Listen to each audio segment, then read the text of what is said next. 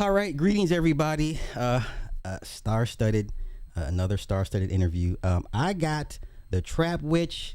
A lot of you guys know who she is because a lot of you guys were hitting me up like, "How'd you get her?" And I'm like, "Damn, like, am I small potatoes?" But no, she is here and she's going to enlighten us and bless us. Sis, I can't introduce you any better than you can yourself. Please introduce yourself to the audience. Hi, my name is the Trap Witch. I have been in the spiritual community for now going on probably about 8 years. Um, for those of you who are not familiar with me, because a lot of people are not, I'm not going to assume.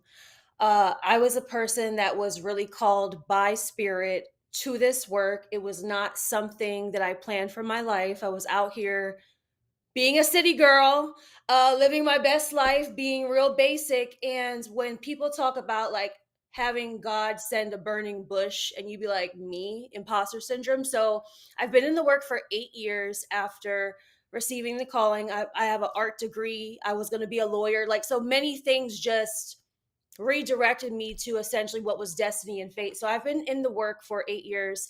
I've worked with thousands of women one on one doing shadow work, allowing people to be empowered, work through trauma, self-limiting beliefs. And although I predominantly work with women, my whole mission is really just to elevate the consciousness of the collective and allow people just to not be afraid of the dark, but embrace it and then integrate it and overcome. So a lot of my work is based in shadow work and very taboo topics. Okay, and that is why you're here. I want to delve into all the things taboo or what the profane deemed as taboo. But first things first, you went to college at 16? Oh, you really dug into me. Yes, I did. I did. I graduated from high school at 16. So I'm from the Cayman Islands. That's where my mom is from. I'm from the Caribbean. And so we start school really young there. So I graduated at 16, started college at 16, and I was done my BFA by 18 going on 19. I would have had my master's at 21, and I dropped out of my master's program and I became a sex worker for 5 years. And then I ended up in spirituality. Okay. Yeah. That was What? my eat, pray, love moment. So yes, Oh, I'm okay. completely open to questions about that too. Well, I don't want to get too. I don't want to get in too much. So you understand the mindset of the OnlyFans woman per se, right? Like you. Absolutely. That's what I'm saying. I'm a conscious city girl. Okay. What Mhm. is it that would lead a woman? Because outside looking in, we're thinking, oh, she needs money, she needs a place to stay, she whatever the case. For that, for you to make that decision, for you to leave school and go into that world, what was it for you, and what is it you think it is for most women that engage in that type of work? There's typically like three different things I would say. For me, I had a plan, and my plan was making me absolutely miserable. It felt like it was not it. I went and saw the movie Eat, Pray, Love, which was, by the book by Elizabeth Gilbert. Right. And I left the movie theater feeling like there's got to be more to life. It was like one of my first real downloads to my awakening. And I left and I kept saying that week, I was like, I need to eat, pray, love moment. I need to eat. And it was like, why do you feel like you need that? So I felt like I was going through a beginning life crisis. And if anyone's familiar with the astrology system, it was before my Saturn return. So I was really starting to feel like whatever I'm doing, this doesn't feel like it's going to be it. So I was freelancing my photography, my graphic design, and although I'm still really great at art and people comment on that all the time, it was just not fulfilling when I started getting paid for it. So, the way that spirit would work, and I tell people about divine synchronicity, is that my homeboy that I was working with photography wise, he had a homegirl. She's the one that kind of like Ronnie Players clubbed me into the sex work. Oh She's wow. like, "Girl, you need some money." And then she was actually a priestess of Oshun in West African religion. So she was my first introduction to African spirituality. Um, and I tell people to this day, as now an initiated priestess of Oshun for 5 years, Oshun took me into that world to be able to understand it, to hold space for a lot of people who need medicine that need non judgment as well. Okay. And so I have no prejudice against, dope dealers, scammers, sex workers, any of those things, because I believe God lives everywhere. And so God first came to me in in the sex industry. And so to answer your question, I believe that there are some people like me that go through a part of their life, they overcome that and they integrate it for a certain service. I believe that there's people who just need a moment to figure it out, like myself as well.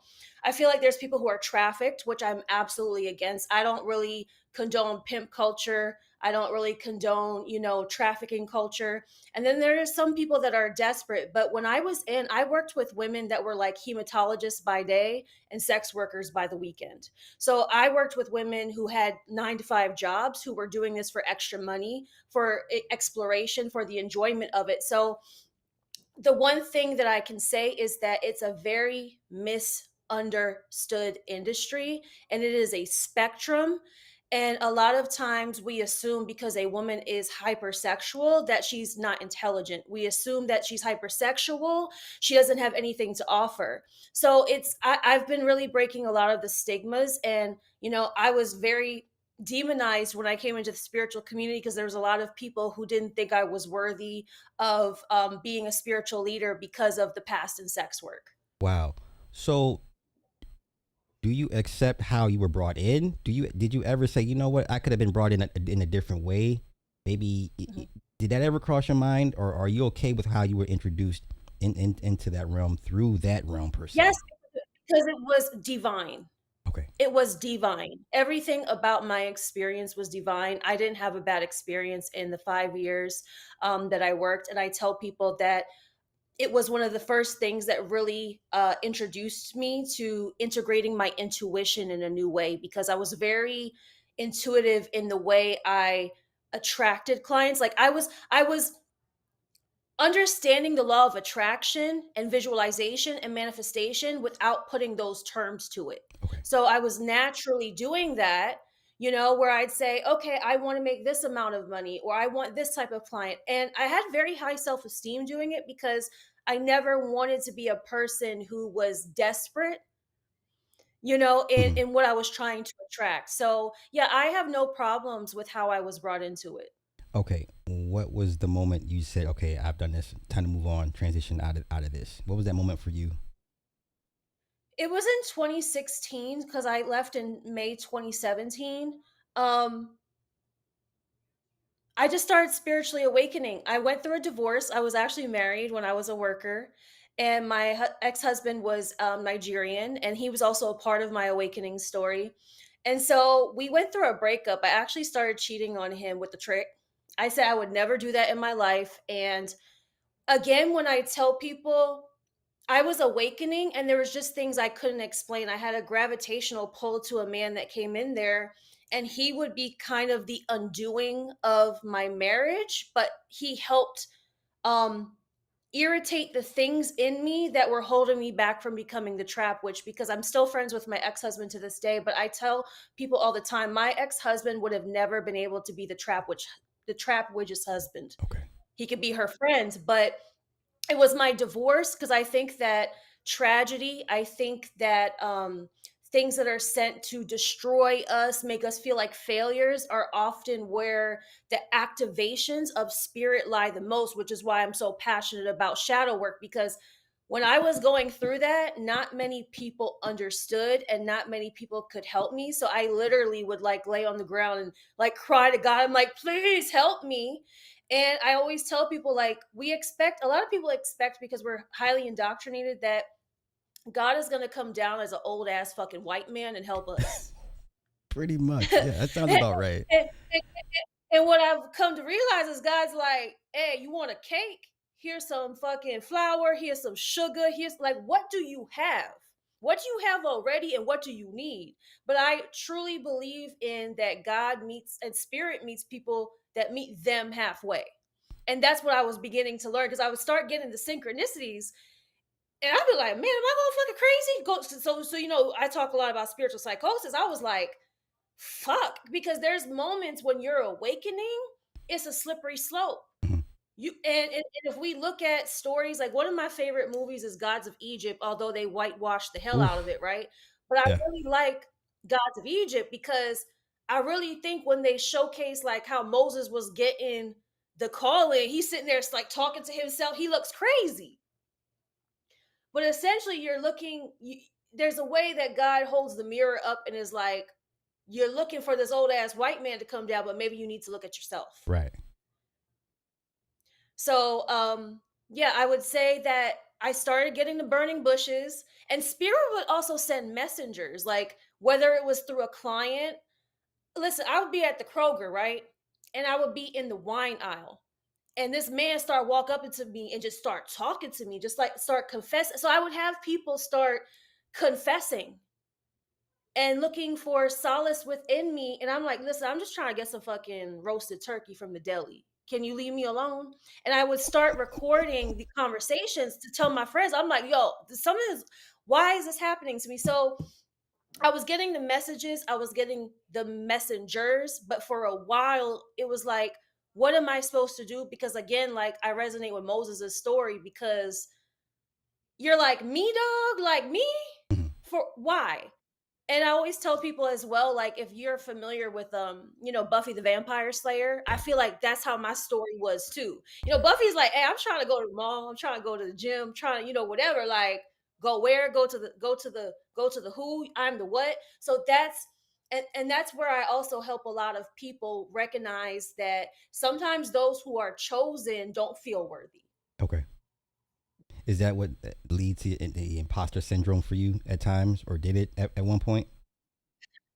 Yeah, and I can be honest because when I got called to it, I was just, let's be real. A lot of what we see with spirituality, especially new age spirituality, is hella white. Okay. And it's white people stealing indigenous shit and making it real white. Okay.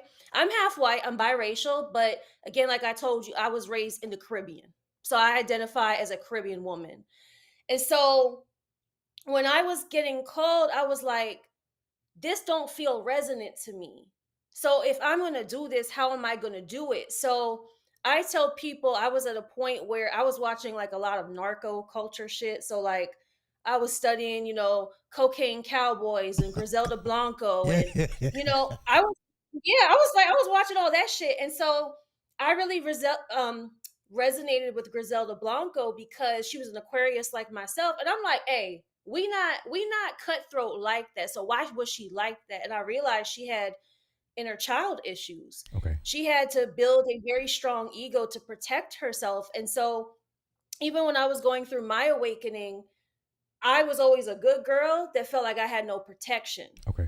So I had to develop, the parts of my shadow in order to protect myself to feel worthy to step into the trap witch. And so when I say this to say this, I said, if we gonna do this spiritual shit, how we gonna do it? Because what I see out there don't feel resonant to me. It doesn't feel logical to me. And so I joke around sometimes and I tell people, I say, this feels a little too woo-woo to me. And I need more like the Wu-Tang Clan. I need to put on some spiritual Tims and I need to know how this shit is applicable to this real world. Okay. What would you like the optics on sex workers to be if you could shift or change the narrative? What do you think that most people get wrong, or are most people kind of sexually repressed to a point where they hear the term sex worker and just the Christianity in them just rises up and just like what how would you fix that, change that? First of all, sex work is not a monolith. Okay. It's not one size fits all, right?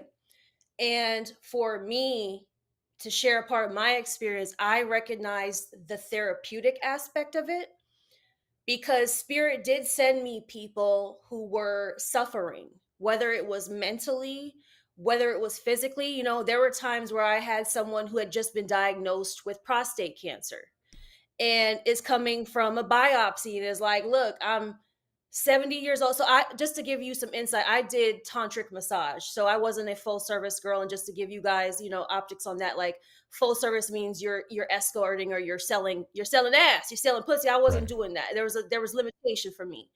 And so, I was having people who were being vulnerable. So what I found was that men wanted to be transparent with me to a certain extent. There's always two sides to a story. Men are going to be men.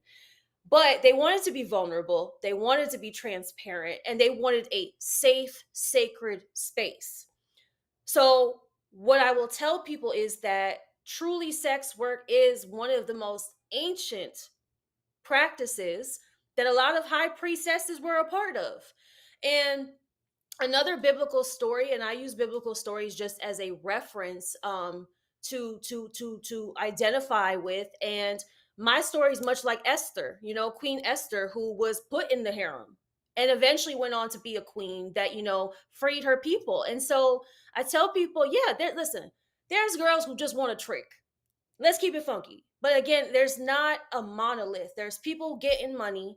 There's people who are getting money who also are very intentional about getting money and also treating people with humanity. I never believed in objectifying or dehumanizing my clients in order to receive abundance, which is the same application that I've taken into being a spiritual worker. Mhm. I'm not, my clients are not my tricks. They are human beings that are on a journey, and I am there to meet them heart to heart in order to be a sister and a guide as we walk together. So I would say, I just want people to understand it's not a monolith. Yeah, there's some grimy bitches out there that's robbing folk, and a trick is a trick, but it's not a monolith. Okay. One last question before we go off to the deep parts. Is it your experience that hypersexual women or women that are sexually free intimidate most men, most sexually repressed, or men that have sexual issues or holdbacks? Is that your experience? Is that your belief to a certain extent? That they intimidate men? Yes. Not necessarily. Okay. You know, I find that the most intimidating hypersexual woman is the one who is also intelligent and sexual to men. That's the most dangerous one. That's what we call the highest embodiment of Lilith and the dark feminine. The one who is this is my system that I've developed. I call there's the hoe, there's the madam, and there's the high priestess. Okay. And I had to go from hoe to madam to high priestess to be taken seriously in my community. But I have found that she is the most intimidating by presenting still the vessel of the hoe, or the high visuals of the maiden, whilst presenting the intelligence, because we have to understand that was a weapon of patriarchy to keep women out of certain spaces, right? Because men couldn't control their root chakra, or men felt intimidated. So I don't always think that men are intimidated by just the visual aesthetics. I think it's much deeper than that. Okay. And if they are intimidated by that, yes, it could be. I don't believe, I'm very nuanced. So I believe it could be a multiple thing. They could be intimidated that a woman is highly attractive in her energy. They could be intimidated because, yeah, they don't feel confident in theirs. But it could be many things. I have come to find that men are much more complicated than people would want to assume. Interesting. You're the first woman I've heard ever say that. Really, that men are complicated? Yeah. I've. It's the premise is that men are really simple, and these 4 or 5 things you do for a man, and he's good to go. That's always been like the programming, and even I fell victim to that to a certain extent. But then I'm like, no, because no, the first 5, then there's another 15 that I want done. So, yeah, you're the first. They Yeah. have been simplified. Men have been simplified, and I'll just put this in. This is something I said recently. Men are a victim of their own weapon that they use to repress women, because a lot of men, we're in a time where women are complaining about the sassy man apocalypse, and a lot of men are getting to the point where they are emotionally repressed and it's starting to bother them that it's coming to the surface. But what's happened is a lot of men from the time they are children are not given a full spectrum to explore their identity. Right. That's why we have these dumbass conversations about little boys shouldn't play with kitchen sets. Like, the fuck?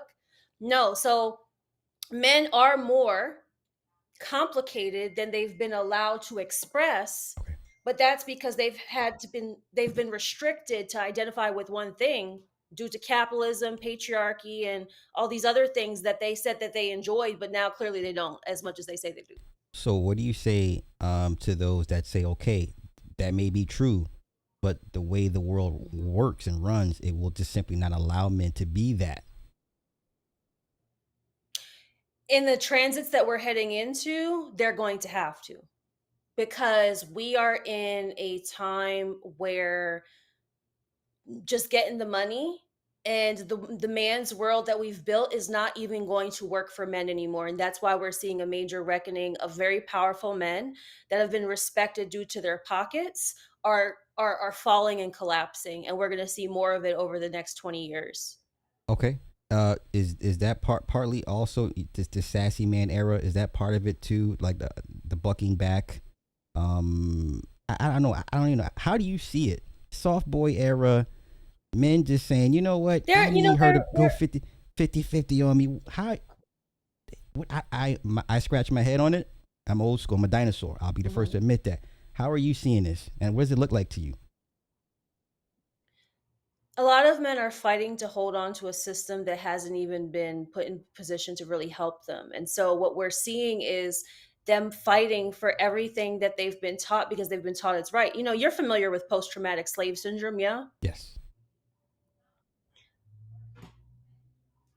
I've dated tons of black men that have real bad post traumatic slave syndrome, and when you put traditional African religion in front of them, you really try to teach them that there's, yeah, get to your money, get to your accomplishment, but don't just be led by the laws of the land to get to it. You'll find out how deep that post traumatic slave syndrome is, and so men are really upset with themselves and they're upset with what they've been taught because it was never built to allow their spirit. We know about slavery that the ways things were put into place was to break the spirit. So if people's spirit have been so repressed and broken, it's going to take a lot for people to remember why spirit's important. Mm-hmm. Because we've pedestaled that money and achievement is everything. Without character, without having healthy relationships. Okay. And women are also to blame for perpetuating that. And so that's why, I don't condone certain feminine leadership that still objectifies men to money and dehumanizes them and allows women to stay in the cycle of making also men their god. Because there's a lot of feminine leadership that's coming out right now. It's really not leadership, it's entertainment, Okay. more indoctrination that still centers men as a god for women and shortchanges them from their spirit as well.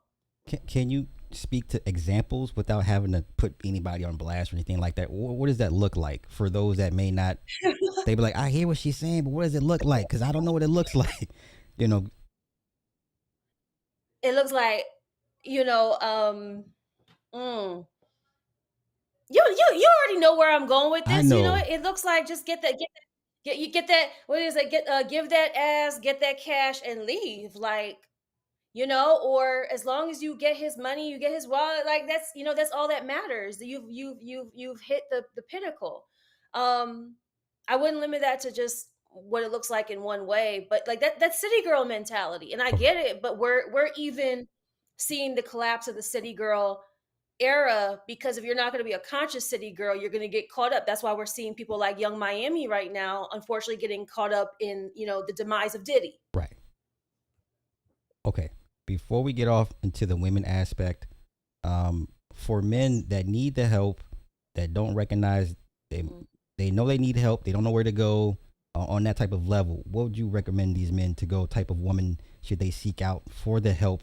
And you would think the women would be ready to receive these men to help them heal them, whatever, and send them back on the out into the world whole.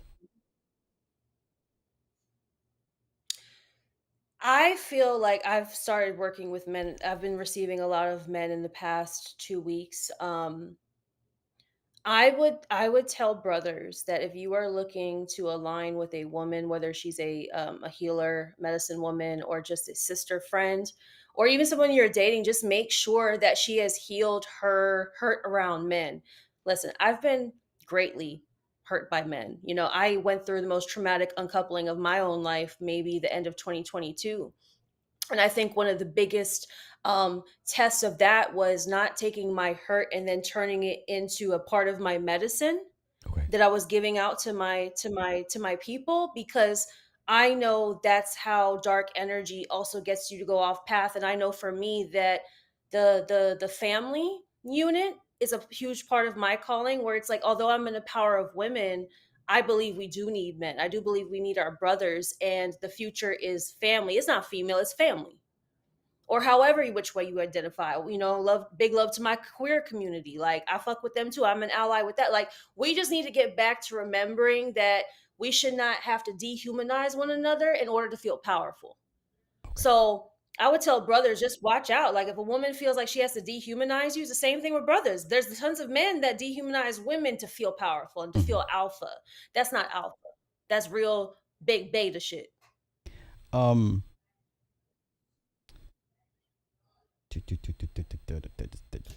Okay. So you got into your path. Um. Specifically, what areas prompted you to focus on what specific? No, no, no. I take that back. Take that back. Let me scratch that.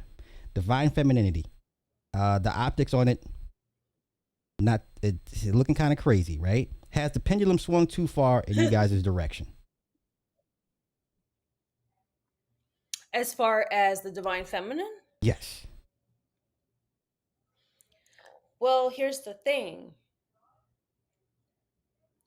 In terms of the divine feminine, that term is very prominent in the spiritual community. When you go to Instagram, you put in the hashtag, what was it that I put in a few years ago? It was spiritual women and spiritual men. If you look at the numbers on the hashtag of spiritual women to spiritual men, the numbers are like, it's crazy. Yeah. Someone pointed out to me, they said the types of men who might identify with themselves as spiritual aren't necessarily going to use that hashtag. So the optics do look crazy. And this is where I had to recognize too that even for myself, I was done looking for a partner in the spiritual community, but then I couldn't swing too hard to the full on, business or city boy era. So I'm like at that place where I was like, okay, I'm a conscious city girl. I need a conscious city boy. So I would say it does look, women are leading in the evolution right now. They are. But the problem is that we're still waiting for our brothers to stand up a little bit more. Okay. I have experienced that sometimes men are still waiting to hide behind our skirts. And I'm like, nah, we need the real divine masculine to please stand the fuck up. Okay. Because, women, at least for me, I know it's still hard to be a woman in leadership, and men still feel like we have to extremely help them when they are not going to fully embody the masculine, the divine masculine, if they don't help themselves. Okay. So we need counterparts. We don't need to be helicopter parenting and mothering men. So that would be my answer of why it might look like that. But again, I give grace to men because the messaging that spirit is giving me is that men have fucked themselves. They have put these things into place that they thought they was going to win by repressing women. So now they have to be a part of the undoing and the unlearning in order to help us rebuild it back. Okay. I like that. Um, let's get to the Mhm. psychosis of spirituality. Mhm. What have you seen? Is it getting worse? Um, before you even get to that, it's gone mainstream. Are you a fan of it? I personally don't like it. I always believe everything should be behind the veil, away from the society, because most people are not ready to receive this. I see people selling spells online. This is how you do it, and they go on YouTube and say, "Hey, this is how you do it. If you want to do this, you want to do that. It's all for sale." It's being pimped out, hoarded out. I don't like it. What are your thoughts on that? So, like I said, when I came into the game, first of all, it was still not mainstream. It was still very taboo to be like, okay, you practice, you this and that. Yes, it's because it's become $1 billion industry, right? Yeah. The reason why it's becoming more acceptable because again, it's becoming a $1 billion industry. Now we have celebrities talking this shit. So we already know that a part of the attack on the spirit is to get the darkness into as much people as possible. Mm. So what I know is there's a purpose to it going mainstream. More people need to get activated, but more people unfortunately are going to succumb to going off track, to getting hurt, to just being superficial about it. So when it comes to spiritual psychosis, first of all, I want to say in 2019, I really started getting messages from spirit to start talking about it. Okay. And up until last week, it was still not popular to talk about it. We had a major tragedy. And I said, God, thank you for telling me because finally I realized why I've been talking about it. So now everybody's talking about spiritual psychosis. Um, I have been talking about why integral leadership matters for years. I've been talking about why you need to be very careful about your journey. I've been like, you could go to my page and there's a highlight I put up, and you can see I've been doing videos and content on spiritual psychosis for 5 years with crickets pretty much around that around that content because like most things people want overnight success, they want microwave results, um they want instant awakening and instant integration.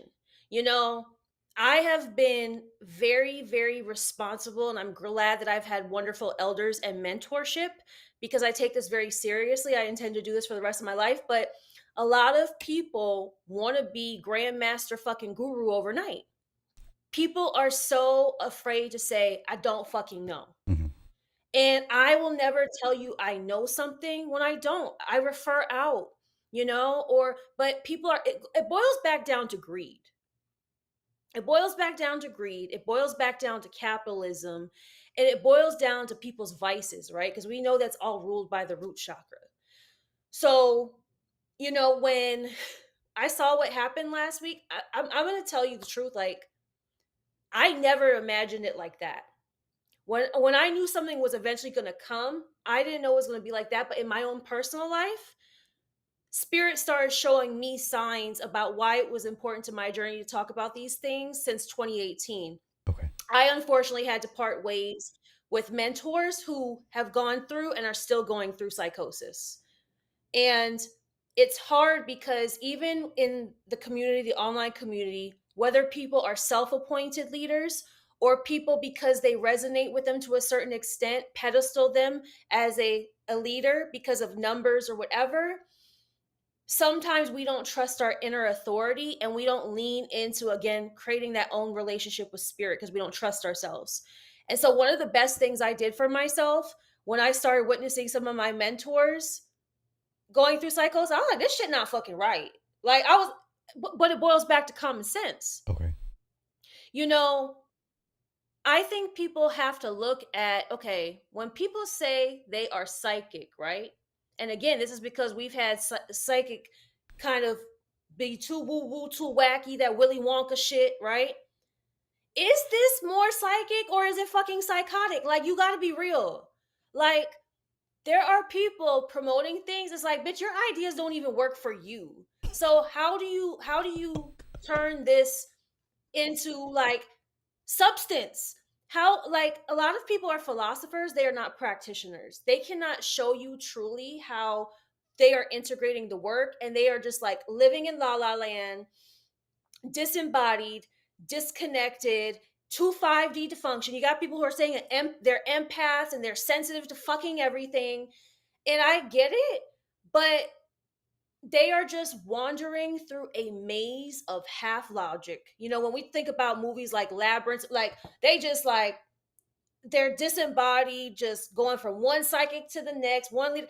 And it's like, what are you, baby, what are you doing? And I get it. At the beginning of my journey, I had a little bit of time I was like that. But the real work is about how you navigate this 3D world. And some of the shit that people put online, and it's like all the spell work, like if you're familiar with, like, let's say a candle service, right? Mhm. There's tons of girls online, people online say, "Oh, listen, send me $20. I'll light a candle for you. I'll put your name. I'll put Yeah. you in this service," right? Yeah. What's the motherfucking difference between some of that shit from a lottery, There's no difference. right? Right. It boils back down to two, that some people don't trust themselves. They'll trust another person to light a candle for them because they have the faith of the person and not the faith of themselves. I get it. And yes, sometimes people need to be intercessories, if you're familiar with what that means, which is like people who stand in the gap to communicate to God and spirit on your behalf. And I'm an intercessory, and I love it. But I'm not leading people to fucking hell. I'm not telling people to do shit that just makes no fucking sense. And the thing is that there is a part of some of these things that is sympathetic magic. I'm a Santeria practitioner. But the truth is, even some shit I've done in Santeria, I'd be like, what is the fucking point? Why am I at the river at 5 a.m. with a basket full of fruit? I think it's boils back down to sometimes we just need to move. It's about the embodiment of moving energy, that you have faith that is bigger than the mustard seed and you want things to move for you. So it's about building the discipline. It's really not about anything else. It's about the discipline and the faith.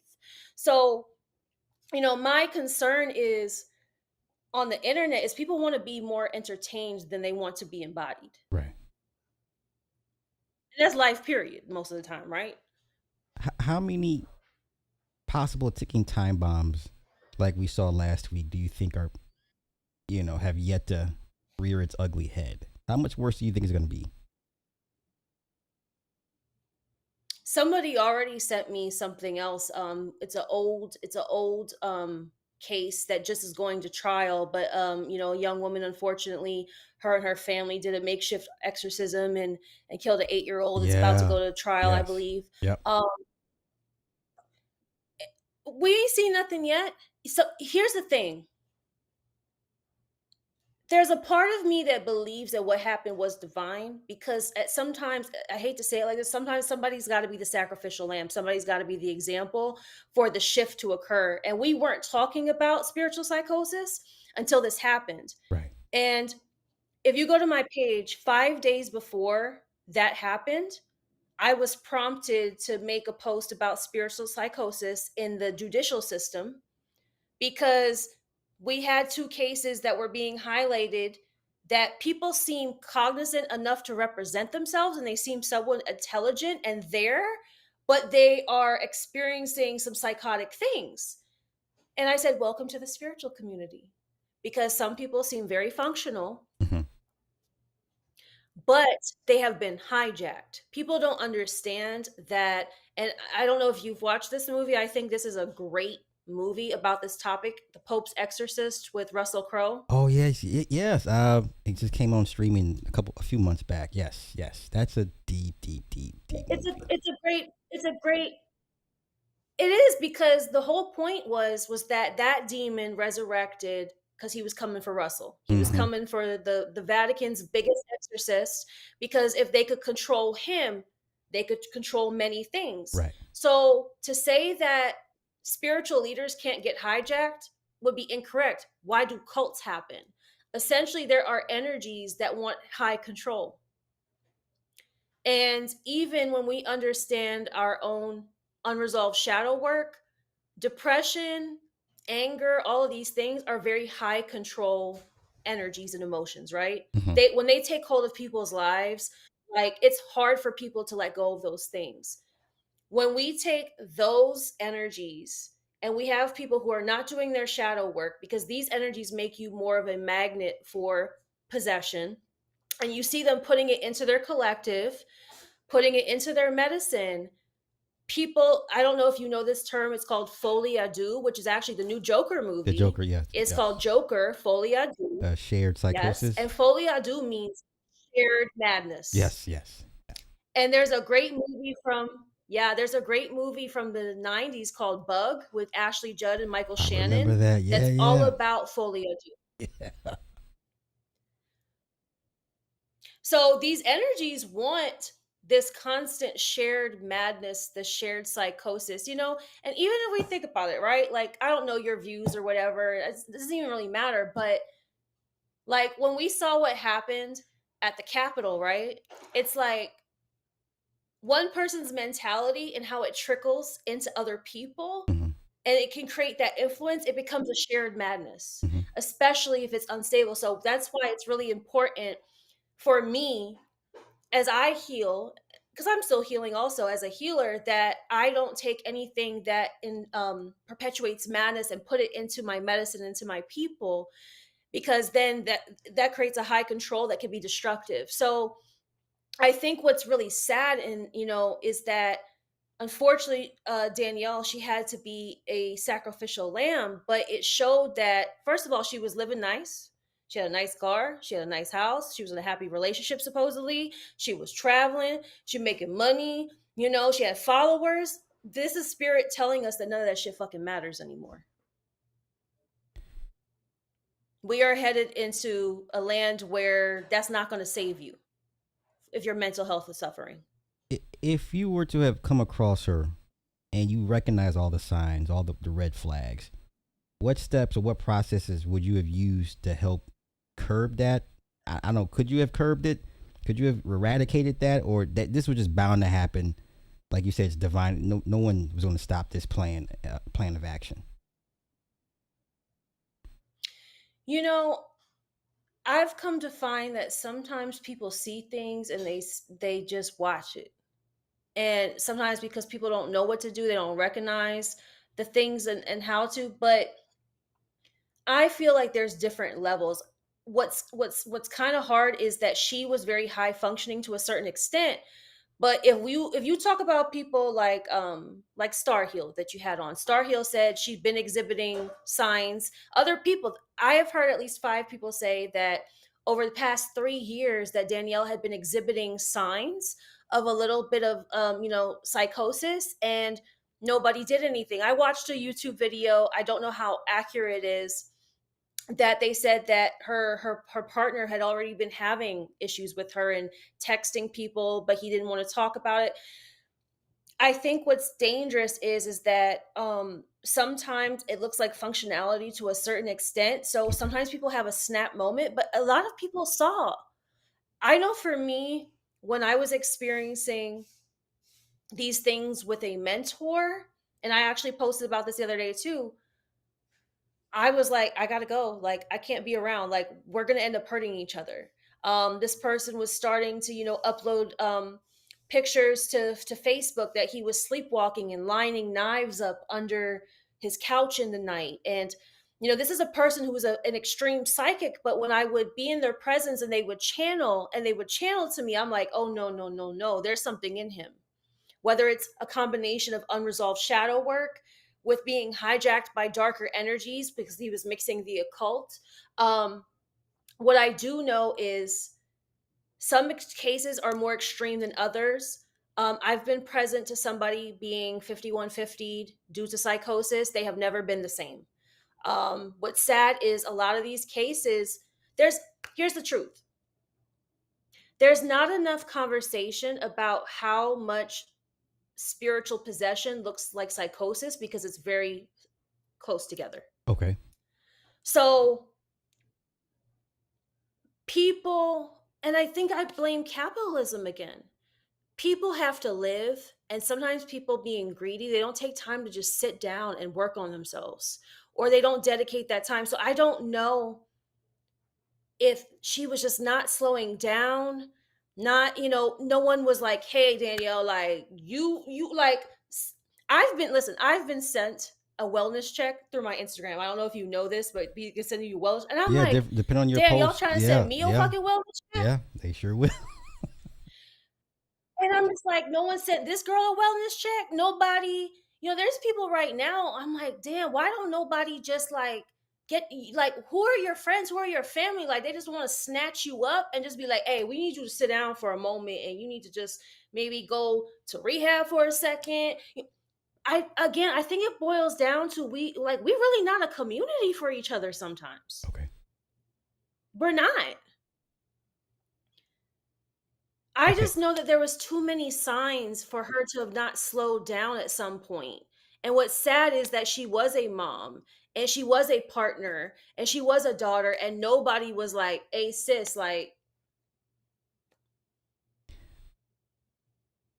But I also have seen in my life that same things happening with other people. Okay, so when you hear people throw around the terms demon possession, because when this story broke, that's all the only excuse I heard. Demons got her, demon possession. I'm just like, listen, you can't be putting all this shit. It can't all be demons. Like half the time they're not worried about you, Mhm. and it's something more, a little bit more grounded. What is your take on that? How do you feel when people are so quick to blame, you know, 4D, 5D spirits, energies for something that may be a little bit more grounded than what it is, even though it still can be fantastical. It can still be like otherworldly, but it's like, nah, I don't think Belial was in his woman's spirit and made her do. It wasn't Azazel. We're not gonna do this. But that's how I'm seeing it. How? What? To me, it goes back, yeah.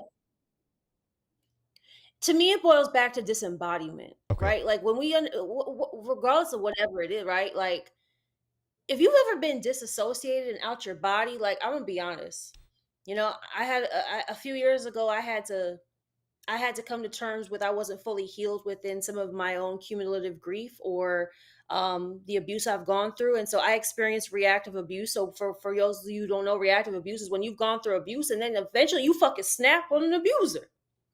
So I had a moment where I snapped and I left my body and I assaulted somebody.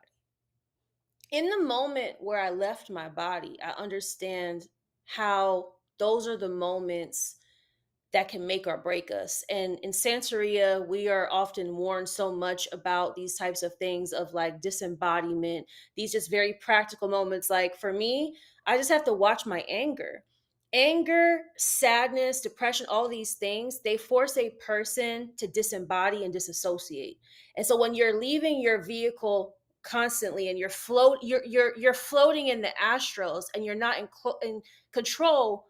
I mean, like, you've been drunk before. I've been drunk before and I've almost caught a case. You know what I'm saying? Like there's time. So what you have to realize is when people are constantly leaving their vessel and they're not grounded, and then you got to think about the mind. And the mind at the end of the day, like the mind is crazy. The mind creates stories. The mind creates narrative. So she was experiencing, I think, a lot of paranoia. That's like people online all the time. Like right now, we got what, 83 people in here. I'm sure there's a bitch in here that don't fucking like me. Okay, watching evil eye. She this bitch rah, rah, rah, rah, right? Do I give the power to anybody watching this shit? Like, I'm sorry, we're just gonna call it out. Star Heel, I really pray for Amy because she needs to sit down for a fucking second because she's over here accusing this woman of making her crash out her car. It's just like, no, like, I think that's so irresponsible. I think that's so irresponsible at times to blame these things when we have to be grounded in reality. I hear you. We have to take accountability. I agree. I hear you, but I leave her opinion. I respect her opinion. You have your Absolutely. opinion, and Absolutely. yeah, it's okay to disagree, and Absolutely. yeah, it's okay to disagree. Yeah, absolutely. But to my next question, so two practitioners can see the same event and gather different. Yeah. Uh, That's what we're going to. So we have to understand that two practitioners can see the same event and have two opinions because especially if one is coming from a place of victim, okay, having had a negative interaction with a practitioner who brings up a lot of unresolved trauma. Let me tell you something. I've had people from private witch groups send me things about people I don't know that are working on me, that are wanting to cause harm, like creating fictional beef. We have to even understand that gossip is an entity. When somebody can come to you sometimes and say, oh, so and so was doing this to you, that creates a seed in your mind. And it goes back to the parable of the two wolves. The wolf that you feed is the one that grows. Sometimes psychosis and paranoia is simply a seed that you continue to feed and feed and feed. It doesn't even have to be true, but you're Okay. feeding it, right? So, what I recognized in my life is that a lot of the things that I was afraid of in my own life before I did shadow work was a fear of myself. So when we look at shadow work for real, it's like a lot of the things that scare us in life. Oh, I'm scared of people, trolling me. Oh, so what you're saying is you're scared of your confidence. You're scared that you can't be big and bad and centered in yourself and show up. So giving the power sometimes our power away. So sometimes when we say, "Oh, I know this person was working on me." So what? There's probably a bitch got me buried in the backyard right now. One got me in the freezer. People have put me in the pot. Bitch, I'm still here. Right, right, right. Because when it's your time, it's your time. When you feed that negativity, that becomes your narrative and your existence. I'm not saying the shit don't work sometimes or slow you down, but your state of mind plays a huge part of it. And if you ever watched the horror movie Smile, and the girl was saying, "Why are you doing this?" Because Smile was really Smile is one of the scariest horror movies I watched in a while because it really didn't have it was just it really made you think about the mind, and the monster was like, because your mind is so inviting, and we Hmm. know trauma, suffering, and a weak mind is an invitation to disembodiment and possession. Okay. Let me ask you this: Are melanated people? Mhm. I have an opinion.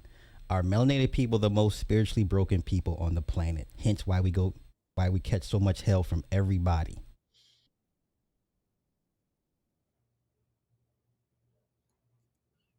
I would say yes. I would say yes to a certain extent. You gotta think, why is I've gone to the Hindu temple before, and I've seen how they do things sometimes, and I'm like, damn, this look like some of these things look close to Santeria and Ifa. Like, why is our shit so demonized? um you know what I'm saying? So there's certain systems, whether even in the church, the rituals they do in the church, rituals they do in Islam, rituals they do in Judaism. Like, there's rituals that they do that are not quite demonized like African practices. So it Okay. makes you think, how powerful were they that they really wanted to disconnect us from them so much? Okay. With that being said, are you? Do you have a positive outlook? Are you optimistic about the state of African people, Black people moving forward, or you're like, nah, we ain't? Because don't ask me, but do you like? You're like, we're gonna make it. We're gonna be all right. No, yes. No. Mhm. I believe in the existence that I want to create and I want to live in. Okay. Um, over the past couple of years, I've spent a lot of time traveling in the southern states. I live in Atlanta.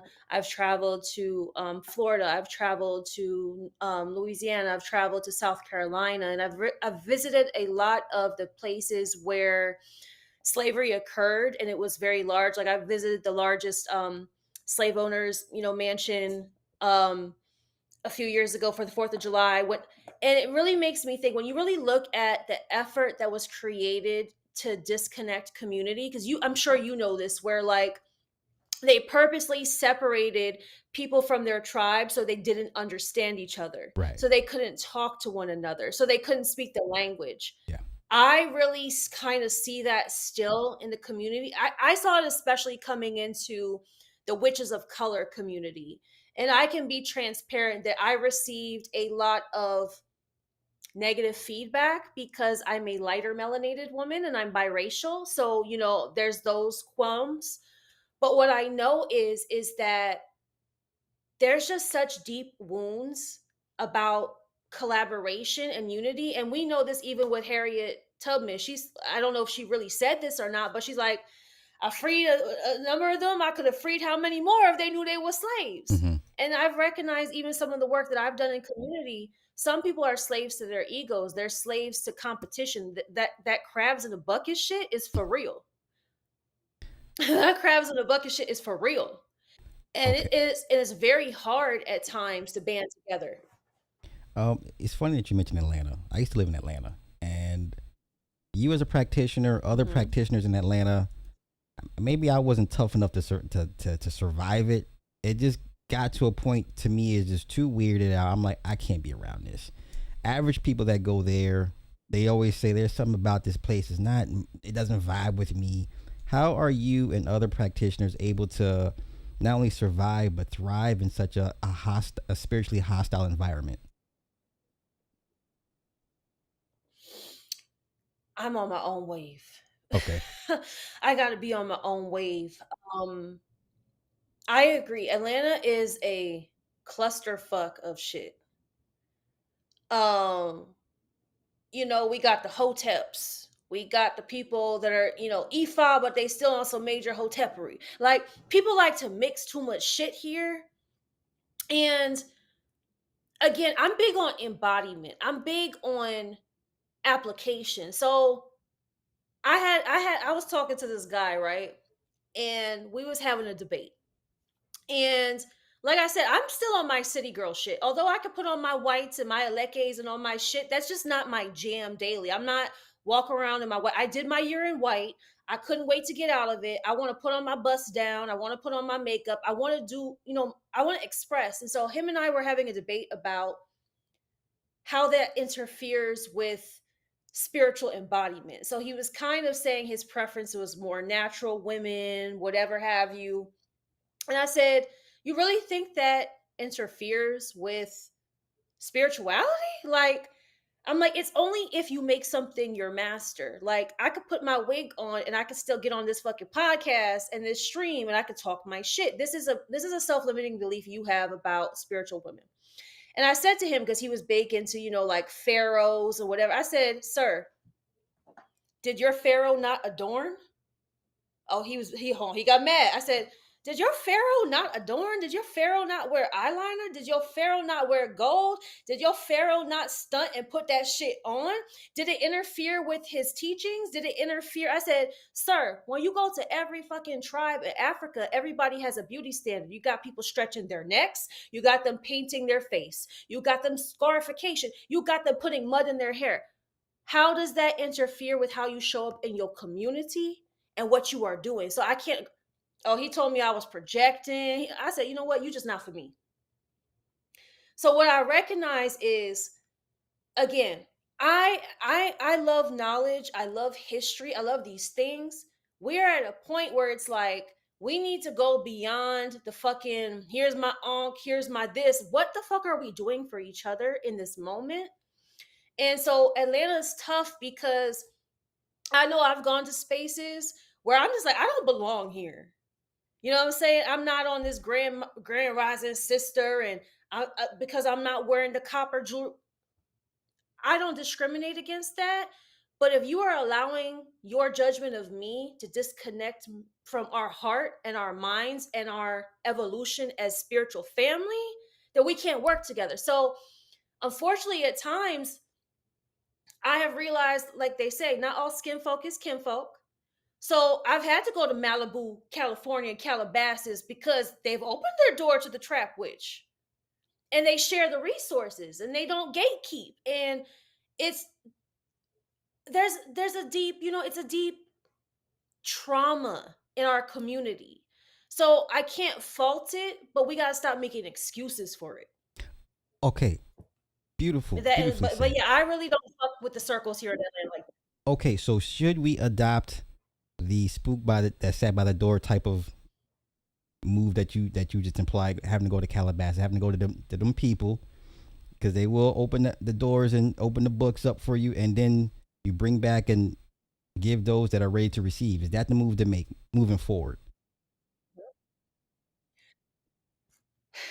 as long as you're not selling out, because we're gonna keep it 100, okay? We're gonna keep it 100 without making this about whatever.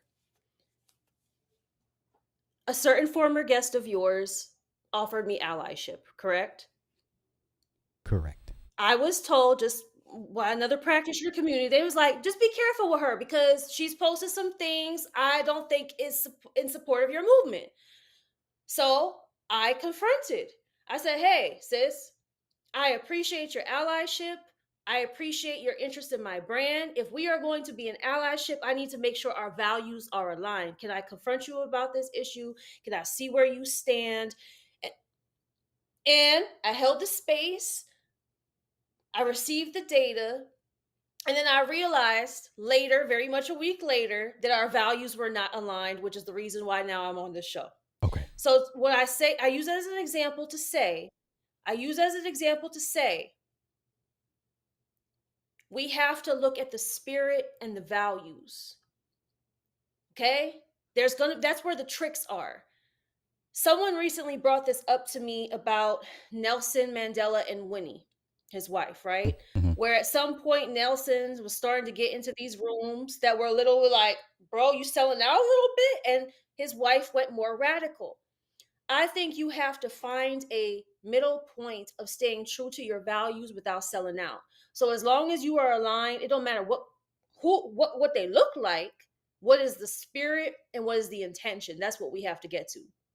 Okay, so to you, that transcends race, nationality, ethnicity. So Yeah. me and some of them people can Yes. align. Okay. Yes. Okay, I like that. I like that. Let me ask you this. Let me bring down a notch. The rhetoric you're hearing between men and women, like you just described in Atlanta, the schism, the divide, the digging of the line in the sand between the men and the women. The conversations to me now have become circular, redundant. This is what our people want, to have these useless arguments about what's the worst parts of each other. Um, Mhm. the, how much of it that applies to your dating, or are you seeing men start to talk about what you bring to the table and what your body count? Are these men actually having these conversations with you, like in real time? Okay. No, Okay. no, I don't. So the moment I truly, really embodied and accepted my calling and began to be very intentional about it, I became a repellent for a lot of things. Okay. Um, I don't date. I don't date. I really orbit in and magnetize. One of my astrologers one time gave me a great piece of advice. She goes, "Sis, sit in your queendom and let a man crawl through the jungle like an animal in his primal instincts to find you, and Okay. just do what you do so that you can attract the person that just fully accepts your embodiment." Okay. You know, I have men who have an idea of who I am, and I have to continue to reiterate because I'm really not on that grand rising sister. Like, sir, like, good morning to the blood clot people. Them, like, like it's. I like practical application. I like a balance between the world as what we're here to enjoy, common sense, and knowledge. And so I'm at a point where the only thing that truly matters is that somebody can accept me in my wholeness. And I'm definitely here to be a divine feminine leader. And I'm very masculine. I don't know if you've picked up on that. I'm very masculine. And sometimes that can be very hard for um, an outer masculine to hold. And that's a part of my leadership and my skill and one of my biggest weapons for the work that I do. So he has to really be able to, like I told you with my ex-husband could not hold the trap witch. So it does make it hard. Makes it extremely hard. Well, I guess I'm a little different. I don't refer to women as masculine. Yeah. If they have traits, or they're assertive, they may be bold Yeah. or straightforward. I'll refer to them Yes. as that, but I don't. Oh man, she's exhibiting masculine traits. Like, I get it. Some of those traits are more aligned with men behavior, but I would not say, okay, Trap is rather, she's awfully masculine. I'm just like, no, And I she's. love that. I love how you express that. Yeah. I love how that you express that, but I guess ultimately we know that those traits to someone who are intimidated by them is going to find them emasculating at times. No, So it's that's weird. why I use just the term Yeah, masculine. I just can't. I mean, she's. I mean, a woman has a husky voice. Guys will be like, she's masculine. I'm like, no, she just has a little bit more testosterone than most. I don't. I like husky voice women, so I would never attribute it as a masculine trait per se. I just like a husky voice woman. So that I'm different. I don't put people in the box per se. Genders in the box. Oh, well, let me ask you, gender fluidity, especially on the spiritual realm. Now, there's one speech Bobby Hemming gave, and he was talking about bisexual people, that they're the gatekeepers. And I was like, man, that just rubbed me the wrong way. I'm like, ugh. Like, but now I'm looking at it like, okay, well, if we're talking about spirits, that clearly there's no gender. Um, but on a spiritual level, in this realm, how do you see gender fluidity? Are you in lockstep with everybody else? Like genders have these specific roles. That's it. That's all. Or are they able to go back and forth in between? I believe in going back and forth and in between. And if I were to look at what Bobby said, it's more about knowing that as a fully embodied being, you exhibit both, right? The way, like you said, I look at masculinity as like authenticity, protecting, providing, boldness, assertiveness, action, and then, femininity, like the embodiment of your feelings, how you love, how you create. So essentially, a fully embodied person is able to advocate for themselves using all of these traits, but knowing when to apply one or the other. Mhm. So, for example, for me, like I told you in the beginning, I had no problem being a very loving being, a very empathetic being my whole life. But when it came to my awakening, spirit asked me to embody more assertive traits, um, being more confrontational, being more aggressive, because that's what was holding me back, was not embodying those things. So ultimately, with people, they have to understand that you need a toolbox of both masculine and feminine traits. But when Bobby says that they are the gatekeepers, it's just the ability to navigate and apply what you need at a certain time. Okay. We're all here to love, we're all here to protect, we're all here to do these different things, but it's knowing, for example, like an empath can be like, I'm so loving, I'm so sensitive, but you don't know how to protect yourself, which is why you're running through life being like, oh, everybody just hurts me, is because you don't know how to protect yourself. So you need to learn to protect yourself. Okay.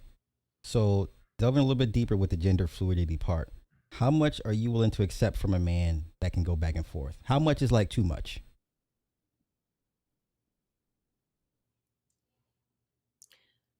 What do you mean, what's too much? Oh, Which okay. part is too much? See, now that's the hard part of the question. So if a man you meet that strikes your fancy, he's able to go back and forth in between the gender fluidity. What would what would tell Trap Queen, like, you know what, he does this a little bit too much for my taste. It's cool that he can do it, but now it's being becoming more frequent, Hmm. and he may dabble on one side for a little bit too long Hmm. for my comfort, my taste. What would that look like to you, per se? So I know exactly okay, you're asking now. Okay. I can't deal with a man who's too clingy and too codependent on me. So that's too much in his need for like to be mothered. I like a very independent person, that likes interdependence and loving on each other, but I don't need to be your fucking mom. Um so like to me that neediness, like no. But then on the opposite end, not knowing when to put your pride away, because I'm an oracle, I'm a medium, right? And one of the things one of my astrologers told me, she goes, you can never be with a man who disrespects your oracle. If he cannot receive your divine messages in order to help you guys navigate this 3D realm, he's not for you. So with a men, men sometimes they want to be the man, they want to be a protector, they want to be a provider. But for me, if a man is only being led by the laws of the land or his ego, that's too toxic masculine for me. So I don't really believe in gender roles. I believe we share strengths. I really believe in being equally yoked and both of us having our own respective coverings and strengths and skills and sharing them in order to do what we need to do. I was on a podcast one time, and I got asked a similar question, and I was like, "He got to be a hunter because I'm a hunter too." And he's like, "Well, if you're a hunter, why you need a hunter?" I said, "Because maybe I can fish and he can shoot, and then we'd have double what we need." You know, so because I consider myself to be very much like a hunter gatherer woman. Like I like to hunt. I like to hunt. I'm very, like I said again, I have very masculine traits. So what I require is kind of somebody that could keep up. But I'm also a lover girl. So I'm a city girl, I'm a lover girl, I'm a conscious girl, I'm a hunter, so I'm a multifaceted being. So I require someone who's also multifaceted. It's weird because the very trait you describe, if we were like crossing the plains in the 1850s and 60s, they would never call you a masculine woman. They're like, oh, she can shoot. She's Annie Oakley can shoot. I know. She can take care of herself. Yeah, Yeah.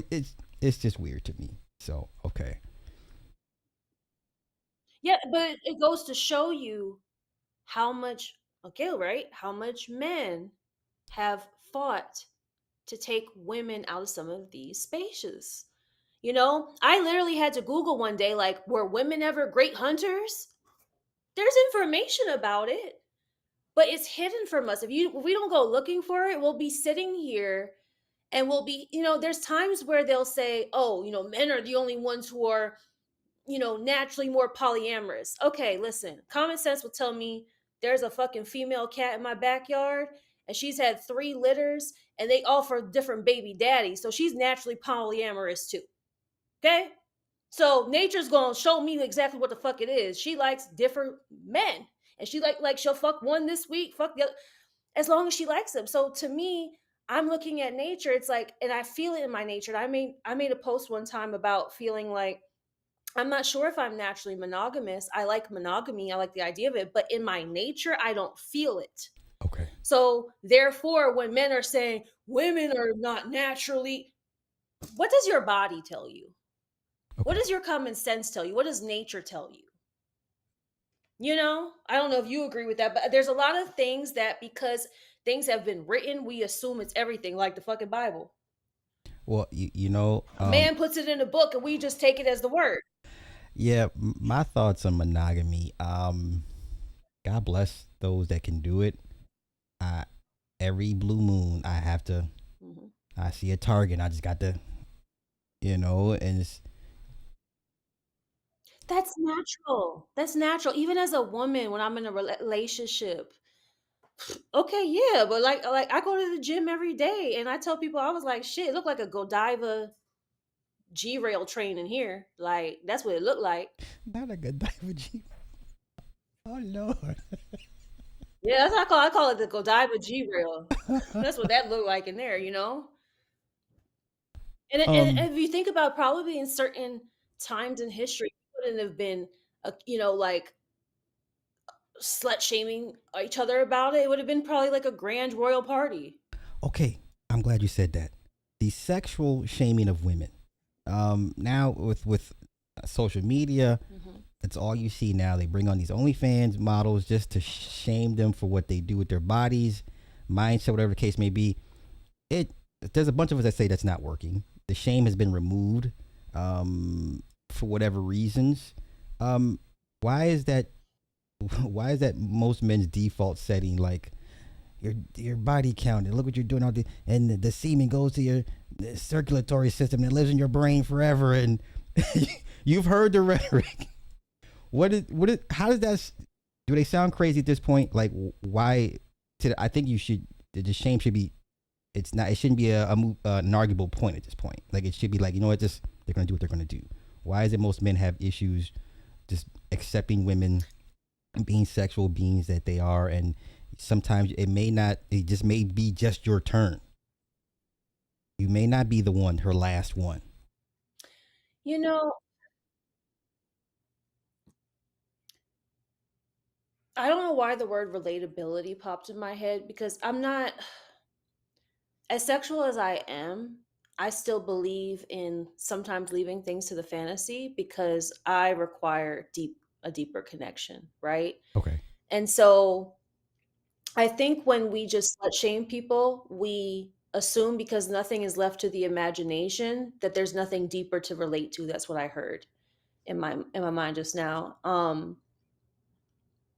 but at the same time, that's not always true. But then again, like I've had clients that were OnlyFans models, and when I've read their cards, like there's this one girl, she got a huge following, and I read her, and it said pretty much she's dying to talk, but she's so scared to talk because she's been limited to being objectified for so long. She thinks that nobody cares what she has to say.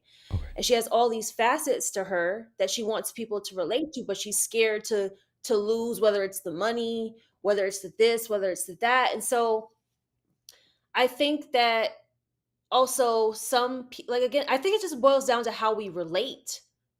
I think if we shame has a way. If people can shame you, it doesn't matter if it's sex or not. If people can shame you, they could convince themselves that you aren't worth getting to know. You have nothing to offer. Even goes back to like if I tell someone I'm a witch, if they can shame me to be a witch, they can say I have no reason to have a conversation and get to know you at all because Okay. I've made an assumption about you. So I think it boils down to relatability and assumption, and then giving a barrier to not communicate deeply. Does that make sense? But that's also a Totally. form of repression. Right. Okay. The term It is a witch. form of repression. Oh no, I agree. I agree. The witch term. Do you think that's part of that? The whole, well, we can go back to Salem witch trials and even before back then. The way the witches has been demonized to a certain extent is that man's way of sort of trying to suppress the feminism, or do you equate witchy women with feminism, whether it's good or bad? Is this, do you see a correlation there? For one. So here's the thing, we know that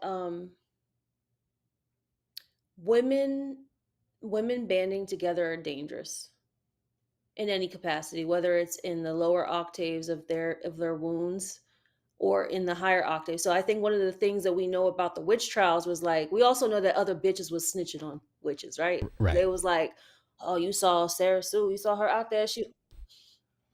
So this is something I've talked about in the spiritual community amongst women. I had a workshop called the Darkness and Divinity of Sisterhood. And it talked so much about how energy tries to keep women from communing because the communing of women is what they say a rising of a nation. Mm-hmm. That quote that says if you educate the women, it's a rising of the nation or something. Um, and so a lot of I yes, because a lot of what I see also in the community is a lot of women get distracted by that witch. One of the biggest distractions in our community is the witch wound that's related to sisterhood. Do you Mm-hmm. know how many women waste time in our community again fighting each other instead of banding together? It's been very hard for me to collaborate in the community, especially with other witches of color, because it's like sitting at a fucking cafeteria table like on Mean Girls. So Wow. yeah, it has a lot to do with women rising together. But does that speak to a bigger issue? Just once again, melanated people have this karmic debt over their heads, and until they fix it with each other, Yes. there will be no. Okay, okay, okay. Wow. Okay, okay. Makes total sense.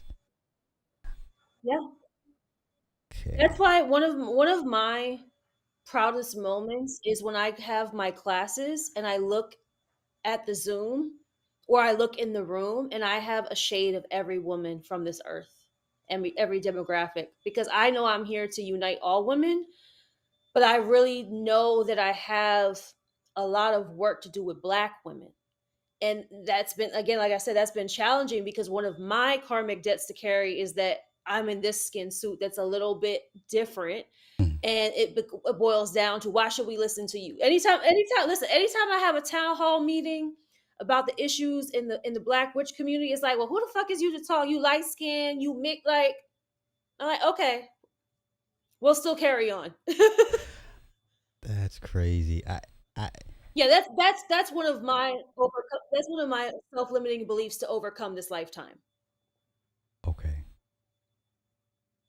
Because I'll be frank with you. When I moved from the Caribbean to Atlanta, I could really give a fuck about certain racial issues because where I was raised, it wasn't as a big a thing as it was. And I know that a huge part of where I was implanted in my journey in the South, there's something karmic there too. Mhm. So I had to then say, you cannot be lazy about this, because spirit began to make me very uncomfortable, especially when I, became an initiated priestess. And, if you are going to be practicing traditional African medicine, you should give reverence. And so I had to really put my pride aside on how I was raised and be like, you're being pushed into this direction for a reason and for a mission. So you have to unlearn and learn. Okay. What does the future look like for the trap witch? What are the 5, 10 year, 15-year goals? What is it? You know, an 80-year-old trap witch. What is she doing? Is she with the grandchildren? Showing them the ways of everything. What is she? What does that look like for you? My goal from the beginning is I just want to make healing as accessible as possible, you know, um, and accessible so that people can access what their birthright is. A lot of people just think that their birthright is suffering. They think that their birthright is to come here and just pay bills and die. There's a plethora of experiences, especially that our spirit came here to experience. So I just want healing to be much more accessible, Mhm. especially to certain demographics and communities. And that's why I think that the trap witch, literally, like I said, like I want to put on for my East Coast healers, for my Southern healers. Like, I love Los Angeles, but that La La Land shit, like, I need something that's more, you know thick and like grits that could sit on my stomach, and I'm like, that shit made me fucking full. That was Yeah, great. yeah. So I want to bring, potency of healing to certain demographics and make that shit cool, and make people realize this isn't about changing who you are and your personality. It's about just making sure that you don't allow your trauma to distort the vision that spirit has over your life. So yeah, I want to find me another husband that hopefully is a conscious city boy like me. I'm a conscious city girl, and we could do our work, and I could pop one out. Maybe I have 1 2 kids, and you can go. I just want to balance a beautiful life between this work and my own personal life, and I already have that. I've been in this work for 8 years. I enjoy every moment of it, even when it's hard. Even when it's hard, I'd be like, God damn, but I know what I've signed up for. I am on God's strongest soldiers list, and I'm here to talk about a lot of things that people don't want to talk about. And even, the way that you and I found each other, like, I was like, let me just go ahead and push the button, because one of my affirmations for this year is I am not afraid to be provocative. I'm here to be a disruptor. I am not just a woman. I am a disruptor in the skin of a woman, and I just want to continue to rock the boat, shake the table, and make having hard conversations easier so we can all just heal and live our best lives together. Um, but do you think social media, the way it's set up and the way it's moving in the next 5 or 10 years, do you think that's going to be a hindrance to, let's say, what you and your ilk are trying to, you know, revert or change the narrative of? Are you already always going to have this uphill battle about the optics and the narrative about the craft per se? Mm, no, I don't. I'm a firm believer in what I want as a master manifester being possible. Um, Spirit and God has showed me too many times that what's been put in my heart to create here is achievable, and I always have those full circle moments. So I don't have any worries. I just know that, yeah, things are going to get bad before they get good. And we're witnessing the reckoning, we're witnessing the purge, the draining of the swamp. Um, yeah, this is going to be a tough year. And Spirit warned me that people who have been kind of procrastinating on doing their embodiment work, they're going to feel it. And those of us who have been integrating, we have to be compassionate with people as much as possible. And like I said, like, I try to talk about hard topics very compassionately, even with the, like I said, with the sad transition of the Danielle. But we got to talk about it. We have to talk about it. It's going to happen again. Things are going to happen again. So what was the message that Spirit's trying to send us? So yeah, I don't have no worries though. Um, well, I'm not gonna take up more of your time. I've had you on for an hour and a half. I definitely got to bring you back for part two because you're like the fifth or It's sixth okay. Yeah. person that said it's going to be a rough year for a lot of people, and I'm just like, ooh, okay, so confirmed. Um, please shout yourself out. Where can the people find you, ma'am? You have 160,000 followers on IG. I didn't even know that until I checked the numbers. I'm like, oh, she's a big dog. Please shout yourself out where the people can find you. No, thank you.